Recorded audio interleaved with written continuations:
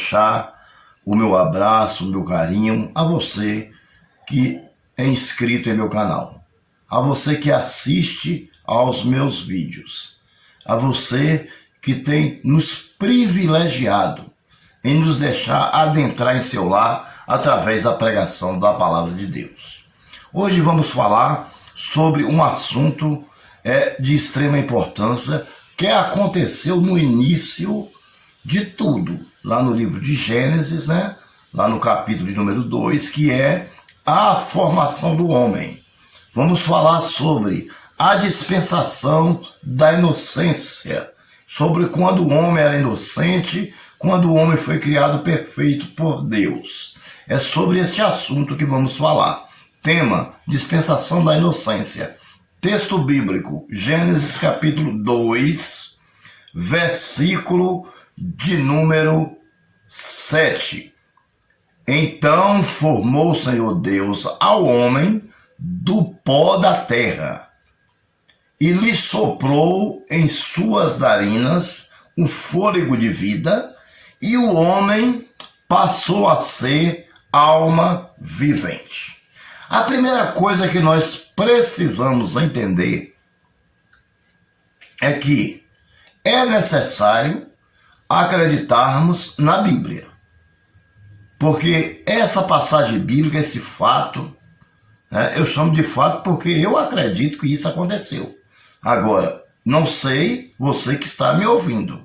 Eu acredito na Bíblia como a palavra de Deus, como bússola, certo? Eu acredito na Bíblia como um livro sagrado, inspirado pelo Espírito Santo, que entrou no cânon sagrado e que tem poder para libertar e para nos mostrar a verdade.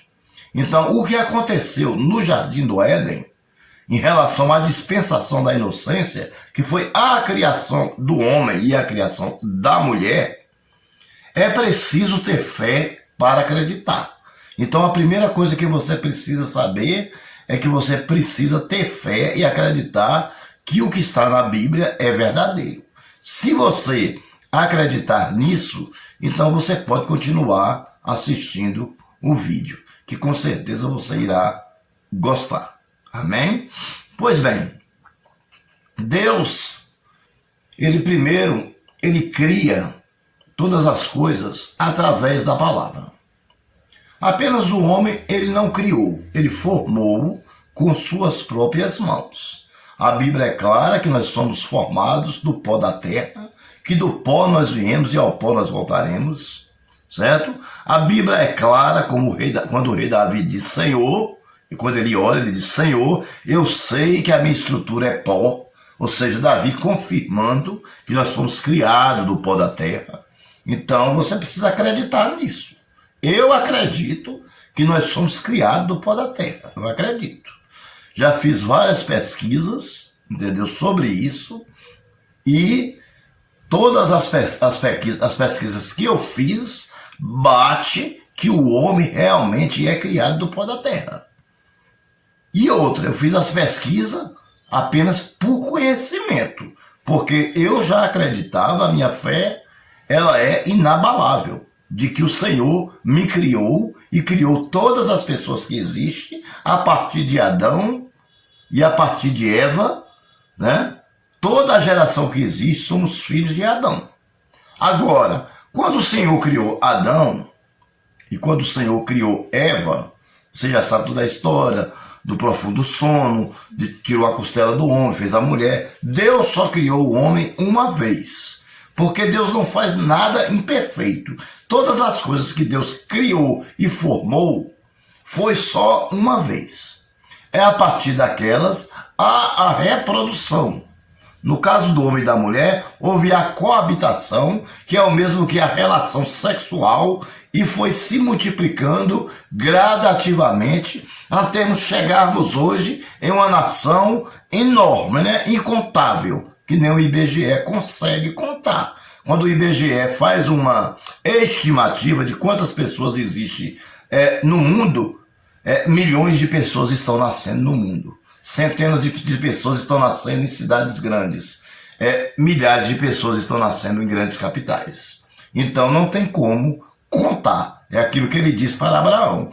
Olhe para o céu. Abraão olhou. Você tem condição de contar as estrelas? Abraão disse, não. Então ele respondeu, pois Abraão, a tua descendência será como as estrelas do céu e a areia do mar. Realmente é uma descendência incontável. Nós somos filhos, descendentes de Adão. Porque Adão pecou, nós também pecamos em Adão. Somos pecadores, já nascemos condenados à morte. Se não fosse Cristo, não teria mais solução. Porque Adão, ele foi o primeiro homem a ser criado e único. Eva foi a primeira mulher e única a ser criada. Deus não criou mais ninguém. Só foi eles. A partir deles, houve reprodução, houve relação sexual, houve coabitação e pessoas foram nascendo. Nasceu Abel, nasceu Caim, depois Caim coabitou, nasceu os filhos de Caim, certo? Abel morreu, mas a descendência de Caim, ela foi multiplicando, foi se multiplicando, né? E o mundo foi ficando, né? Ficando corrompido, né? Ficando corrompido, foi quando Deus destrói, salva apenas Noé e sua família. E a partir de Noé e sua família, vem uma nova geração, né? Uma geração menos pecadora que a outra, porque pecador todo ser humano é, porque nós continuamos sendo filho de Adão, porque da descendência de Noé, que também era descendente de Adão, continuou a geração. Pois bem, então Deus fez o homem do pó da terra. Deus fez o homem perfeito, sem nenhum defeito, entendeu? Viu que o homem estava só, tirou uma costela do homem e fez a mulher, para ser o quê? A sua ajudadora ou adjuntora, como algumas versões dizem. Amém? Bom, só que Deus fez o homem santo, sem pecado. Ou seja, ele vivia na dispensação da inocência, que foi a primeira dispensação que existiu. Foi a dispensação da inocência. E Deus fez uma aliança com ele, que foi a aliança adâmica, que aconteceu no Jardim do Éden. Que aliança foi essa? Que ele cuidaria do jardim, que já estava todo plantado, e que poderia comer de todos os frutos das árvores. Apenas ele não poderia comer da árvore que estava no meio do jardim, que é a árvore que significa o conhecimento do bem ou do mal. Não era maçã, ninguém sabe o nome da fruta, mas aquela fruta simbolizava, né, a desobediência, né? Ou seja, se eles comessem, abriria-se os olhos para a consciência e para o pecado. Era isso que aconteceria. Por quê? Por causa que eles comeram a fruta? Não. Por causa da desobediência. Por causa da desobediência. O Senhor disse, se comer, certamente morrerás. Mas o Senhor não disse que eles iam comer, ia morrer envenenado com a fruta, que eles iam comer e ia morrer fisicamente, não. Que eles morreriam espiritualmente, que eles perderiam a comunhão com Deus. Foi isso que aconteceu. Então estamos nós lá na dispensação da inocência. Quando, de repente, a serpente, né, personificada em Satanás, ela vai até Eva. Aproveita que Adão se dispersa e deixa sua mulher só, que foi o erro que Adão cometeu, foi não estar perto da sua esposa. É o conselho que eu dou. Esteja sempre perto de sua esposa. Dê atenção à sua esposa. Porque o diabo ele está ao derredor, furioso para tentar tragar. Se ele não consegue minar na sua vida, ele vai tentar minar na vida da sua mulher.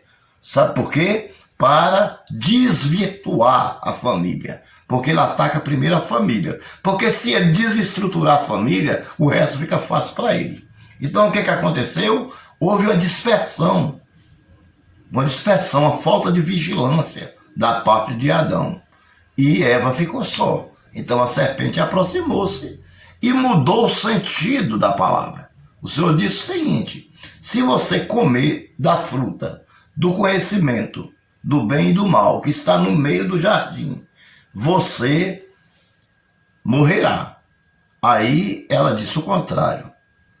Ela disse o seguinte: não, é isso, se você comer, Do mesmo jeito que Deus tem entendimento, o mesmo poder que Deus tem, vocês terão. Você entendeu? Você será como ele. Ou seja, mudou o sentido, a interpretação do versículo. Ela não interpretou o versículo de forma correta. Ou seja, a serpente simbolizava o diabo. Nós temos hoje ainda pessoas que simbolizam a serpente. São aqueles que deturpam a palavra de Deus, que traz um ensinamento falso. Foi isso que aconteceu com a mulher de Adão. Então ela foi e comeu. Comeu e achou a fruta gostosa, levou e deu para o seu esposo. E ele, que não devia ter aceitado, não devia ter comido, porque quem recebeu a ordem para não comer e quem recebeu a ordem para vigiar o jardim, toda a responsabilidade era dele, porque ele é o homem, ele é o cabeça. O homem é o cabeça da casa desde o início. Então ele devia ter recusado e dito, não, eu não vou comer. Acerte-se você com Deus. Mas ele pegou, seduzido pela mulher, comeu. Você entendeu? Comeu. Vivia na dispensação da inocência, saiu da dispensação da inocência após comer, ou seja, desobedecer a Deus, e abriu seus olhos. Eles que não enxergavam que estavam nus, agora enxergavam, já começavam a se esconder atrás das folhas de figueira, você entendeu? Folhas de figueiras, e se esconderam de Deus. Se esconderam de Deus. Por quê? Aquela dispensação da inocência, aquele homem perfeito que o Senhor tinha feito, aquele paraíso aprazível que o Senhor tinha feito para ele, ele perdeu. Ele acaba de perder. E Deus pergunta, porque ele se esconde. Então, Eva vai e coloca, aí Adão vai e coloca a culpa na mulher. E a mulher vai e coloca a culpa na serpente. Então, meus amados irmãos, quando nós pecamos, bota uma coisa na sua cabeça. Você pecou porque você foi fraco. Você não aguentou, você não resistiu e você pisou na bola com Deus. No ditado popular, né? Você pisou na bola, você desobedeceu. Foi muita pressão da luta do espírito contra a carne. E a carne venceu. Eu espero que ela nunca vença, mas vamos supor que ela venceu. E você perdeu o quê? A comunhão com Deus. Por quê? Porque você ouviu conselho de outras pessoas. Mas Deus não quer saber quem foi que você ouviu ou deixou de ouvir. Você não conhece a Bíblia? Você não conhece a palavra de Deus? A mesma coisa foi Adão. Foi o caso de Adão. Deus não disse a ele que não comesse, porque se comesse certamente morreria. Então, ou seja, Deus não os matou, mas expulsou do jardim. E ele morreu espiritualmente, porque ele perdeu a comunhão com Deus. Perdeu a comunhão com Deus, que é a coisa mais importante que nós temos em nossa vida. É Deus em nossa vida. Quando nós temos Deus em nossa vida, nós estamos providos da segurança, providos da fortaleza. Nós estamos firmados na rocha. Nós estamos debaixo das asas do Senhor. Nós estamos protegidos em Cristo, escondidos em Cristo. Amém? Então, mas quando nós nos desviamos para a direita ou para a esquerda, né? E desagradamos a Deus, então nós perdemos a comunhão com Deus. Ainda que seja por um dia ou dois, depois você se arrepende, mas você perdeu. Perdeu a comunhão e você vai se sentir profundamente lá no seu coração. Por quê?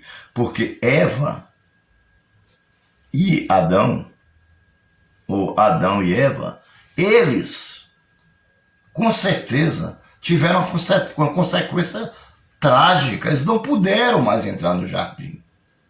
Eles comiam do fruto do jardim sem precisar fazer nenhum esforço. Agora eles teve que trabalhar.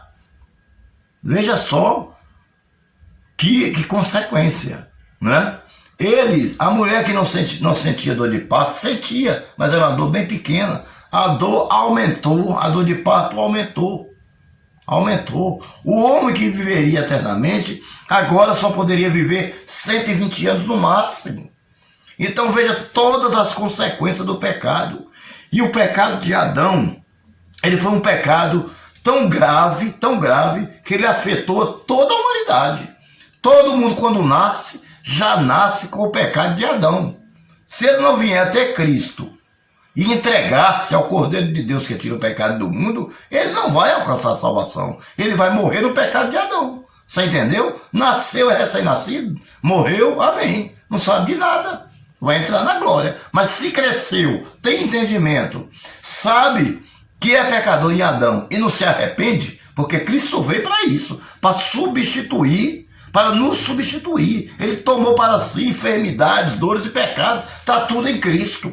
Mas nós precisamos dar um passo para ele, porque ele veio para aqueles que nele crê, porque esses não vão perecer e terão vida eterna. Amém? Então, meus amados irmãos, aí está o estudo da dispensação da inocência, da aliança de Deus com Adão, da aliança de Deus com Adão, da perca do jardim aprazível, da perca dos frutos gratuitos, não precisava pagar nada. A única coisa que ele precisava era obedecer, reconhecer Deus como o Senhor, que é a mesma coisa que nós temos que fazer hoje, que muita gente não quer fazer. Por quê? Porque para obedecer a Deus tem que parar de fumar, para obedecer a Deus tem que parar de beber, para obedecer a Deus tem que parar de fazer muitas coisas erradas, tem que haver renúncia. Então ninguém quer fazer isso. Você está entendendo? É difícil, tem muita gente até que quer, mas não consegue. Porque quando pensa, ele retrocede. Você está entendendo? Então, meu amado, lembre-se de uma coisa, que hoje nós voltamos à comunhão com Deus por causa do derramamento de sangue de Cristo. Então, não perca de novo a sua salvação. Não se torne um homem pecador outra vez. Não volte às trevas. Não volte à escuridão. Você entendeu? Continue firme, olhando sempre para frente. Não tire a palavra do Senhor da sua boca. E nem se desvie nem para a direita e nem para a esquerda. E tu verás o que Deus fará em tua vida. Grande será a vitória que Deus fará em tua vida. Que Deus os abençoe. Não esqueça de se inscrever no meu canal, deixar o seu like e ativar o sininho, para que possamos estar enviando a você as nossas pregações e os nossos estudos bíblicos. Até o nosso próximo estudo.